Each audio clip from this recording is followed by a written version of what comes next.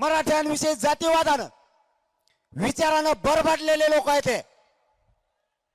छगन भुजबळ सारख्या फडणवीस साहेबांनी जवळ धरले. सगळं भाजप संपवण्याची वेळ आली तरी फडणवीस साहेब त्या अपयशी असणाऱ्या दलिंदर त्या छगन भुजबळला सोडायला तयार नाही. सगळे सोयरे या शब्दावरती चर्चा झाली.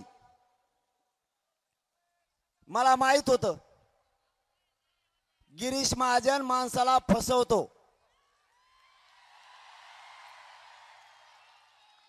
ज्या ज्या आंदोलनात तो माणूस गेला ते आंदोलन कायमचं बंद पडलं. किंवा ती जात आणि जातीचं आंदोलन त्यांनी फोडलं. असे प्रकार झालेले. त्याला वाटलं तेच लय हुशार आहे, मी त्याच्या पुढचा आहे. मागेल त्या मराठ्याला द्यायचं म्हणलं की धनंजय मुंडे साहेबाचे कॉनट टाईट झाले.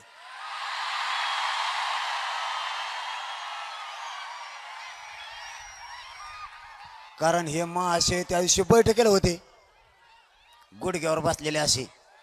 ते म्हणले ओबीसीच्या नेत्याचं लय पोट दुखत आहे. सरसकट म्हणल्यावर यागळा शब्द आणा काहीतरी. म्हणलं यागळा काय आणा भाऊ आता.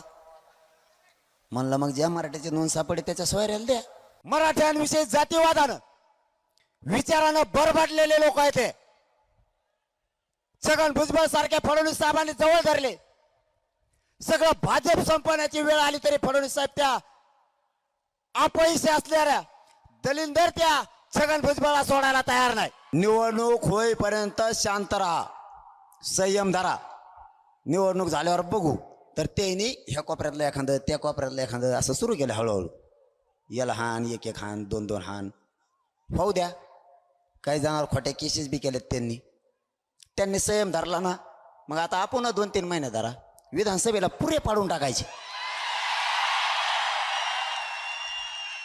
एक नाही येऊन द्यायचं. बीड जिल्ह्यातलं तर मराठ्यावर अन्याय करणारा एक बी नाही येऊन द्यायचं, एक बी. विरोधी पक्षाला बोलिलं होतं बैठकीला. बैठक होती मराठा आरक्षणाची. यांना काय रोग आला तर जायला.